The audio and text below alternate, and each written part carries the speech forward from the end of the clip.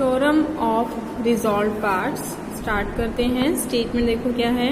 The algebraic sum of resolve parts of two concurrent forces in any direction in their plane is equal to the resolve part of the resultant in the same direction. हाँ जी, पहले मैं आपको इसको geometrically clear करती हूँ, फिर दोबारा रीड करेंगे। ये थ्योरम की स्टेटमेंट है। देखो आपके पास सपोज करो टू फोर्सेस हैं। Late this is one force P and इस अनदर फोर्स Q। ये स्टेटमेंट कहती है resolve part of two forces आपने कंसिडर करने हैं इन एनी डायरेक्शन, किसी भी डायरेक्शन में आप दोनों फोर्सेस के रिजॉल्व पार्ट ले लो।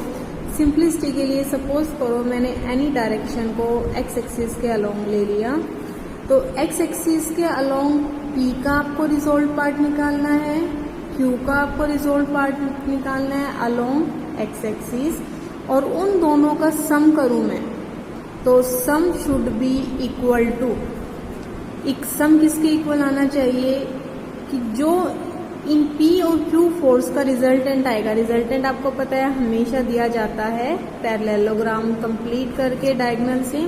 Late this is the resultant of forces PQ। तो इस रिजल्टेंट का जो कंपोनेंट आएगा एक्स एक्सिस के along it should be equal to sum of forces, sum of components forces P and Q along x axis. Means P का component x axis के along निकाल लूँ प्लस Q का component x axis के along निकालूं, दोनों को मैंने ऐड किया। It should be equal two components of R along x axis. आप किसी भी डायरेक्शन में ले सकते हो, मैंने यहाँ एक्स एक्सिस लिखा है, जरूरी नहीं है एक्स हो, कोई भी डायरेक्शन आप कंसिडर कर सकते हो। तो इस स्टेप को फिर से रीड करते हैं। The algebraic sum of resolve part of two concurrent forces. Algebraic sum लेना है, किसका लेना है? Resolve part of two concurrent forces का। दो concurrent forces P and Q लिए हमने, इनका दोनों का रिजॉल्व पार्ट लिया, उसका सम किया। In any direction is in their plane is equal to, किसके इक्वल होना चाहिए sum? Resolve part of their resultant in same direction. Resolve part of resultant, resultant का जो रिजॉल्व पार्ट आएगा सेम डायरेक्शन में वो उसके इक्वल होना चाहिए। ये आपको प्रूव करना है। करते हैं, बहुत सिंपल सा प्रूफ है। आप इसके लिए इन तीनों से P से Q से R के एंड पॉइंट से परपेंडिकुलर ड्रॉ कर लो अलोंग एक्स एक्सिस। नेमिंग में वही दे देती हूँ जो आपकी बुक में दी हुई है। और this is A, this is B, this is C। यहाँ से परपेंडिकुलर ड्रॉ कर लेते हैं। A पॉइंट से परपेंडिकुलर ड्रॉ करो, C पॉइंट से परपेंडिकुलर ड्रॉ करो, सिमिलरली B पॉइंट से भी परपेंडिकुलर ड्रॉ करो। नेमिंग दे देती हूँ पॉइंट्स की, बुक वाले नेमिंग दे रही हूँ M, L, N। और यहाँ से भी एक पैरेलल लाइन ड्रॉ कर लो, दिस लाइन इज K। और ये पॉइंट आपके पास A पॉइंट था।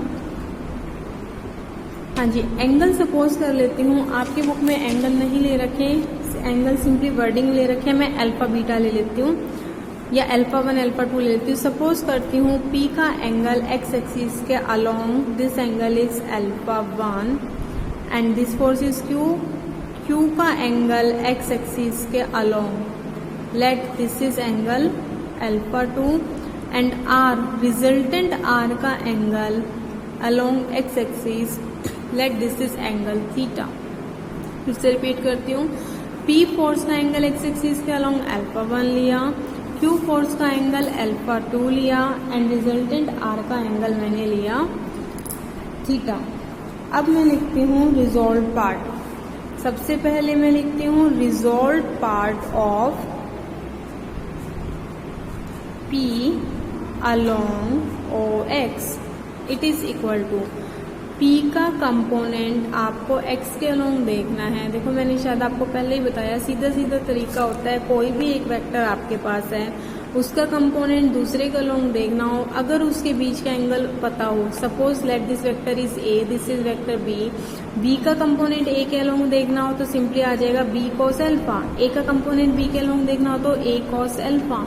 इट मीन्स जिसके साथ एंगल बना रहा होता है वो कंपोनेंट कॉस में आता है और सामने वाला साइन में। सपोज करो अगर मैंने एक कंपोनेंट तो इसके अलोंग निकालना हो और एक इसके अलोंग निकालना हो, तो B का एंगल इसके साथ तो अल्फा है, तो ये A cos अल्फा आ जाएगा, ये ए साइन अल्फा। तो साथ वाला कॉस में आता है, परपेंडिकुलर या सामने वाला कंपोनेंट हमेशा साइन में आता है।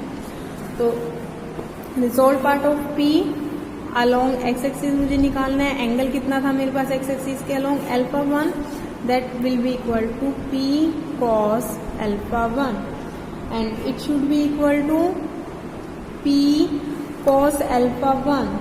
कॉस अल्फा 1 देखते हैं, देखो कॉस अल्फा 1, इस ट्रायंगल को देखो, ये एक राइट एंगल ट्रायंगल आपके पास है ओ ए एल।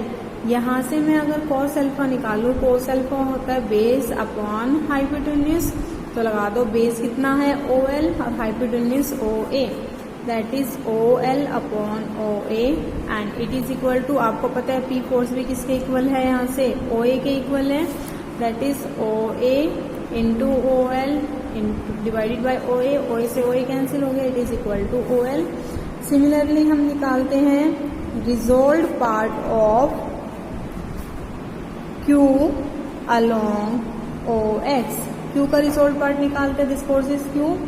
Q का एंगल एक्स एक्सिस के अलोंग हमने कंसीडर किया हुआ है, एंगल इज अल्फा 2, तो इसका कंपोनेंट आ जाएगा Q cos alpha 2, that is equal to Q force Q किसके इक्वल दिख रहा है यहाँ से आपको OP एंड कॉस अल्फा 2। अगर मैं कॉस अल्फा 2 निकालना चाहती हूँ तो मुझे ऐसी राइट एंगल ट्रायंगल लेनी पड़ेगी जिसके अंदर आपको अल्फा 2 एंगल दिखाई दे। हाँ जी, अब ऐसी ट्रायंगल सिलेक्ट करो जिसके अंदर आपको अल्फा को, जहाँ से आप कॉस अल्फा 2 एंगल निकाल सको और आपके पास राइट एंगल ट्रायंगल हो। देखो ध्यान देखना, ये जो राइट एंगल ट्रायंगल है, इस राइट एंगल ट्रायंगल के अंदर आपको OB भी दिख रहा है और दिस एंगल, ये पूरा का पूरा एंगल कितना है आपके पास अल्फा 2। इसको लिखूँ या इसको लिखूँ, एक ही बात है, this angle is alpha 2। Cos alpha 2 आएगा बेस अपॉन हाइपोटेन्यूज, बेस कितना है OM और हाइपोटेन्यूज कितना है OB। तो यहाँ से आपके पास आ जाएगा OM अपॉन OB से OB कैंसिल हुआ, that is equal to OM। तो यहाँ से मैं लिख सकती हूँ algebraic sum of, resolve part को मैं RP से डिनोट कर रही हूँ, resolve part of P and Q will be equal to, P का कंपोनेंट रिजॉल्व पार्ट था OL, Q का OM, that is equal to, अब यहाँ से देखो OL, ये OL ये OM, क्या OM और LP आपको सॉरी OM और LN इक्वल हैं, क्योंकि देखो ये भी फोर्स Q था, ये भी फोर्स Q है, उतने ही डिस्टेंस में यहाँ से परपेंडिकुलर डाल रखा था, यहाँ से परपेंडिकुलर ड्रॉ किया हुआ है, तो ये OM और ये LN दोनों सेम है। तो नेक्स्ट स्टेप में OM की जगह मैं लिख सकती हूँ LN, OL प्लस LN, तो यहाँ से क्या आ गया आपके पास, that is equal to ON। ये तो हमारे पास आ गया algebraic sum of resolve part of P and Q। ऐसे ही हम निकालते हैं resolve part of R along OX। हाँ जी निकालो, ये आपके पास R फोर्स है, इसका एक्स एक्सिस के साथ एंगल थीटा, तो रिजॉल्व पार्ट आ जाएगा R cos theta, that is equal to, value put कर दो यहाँ से, R की वैल्यू किसके इक्वल है, R force is equal to OC and cos theta. अगर मैं cos थीटा निकालना चाहती हूँ तो मुझे ये राइट एंगल ट्रायंगल लेनी पड़ेगी OCN right angle triangle consider कर लो, OCN।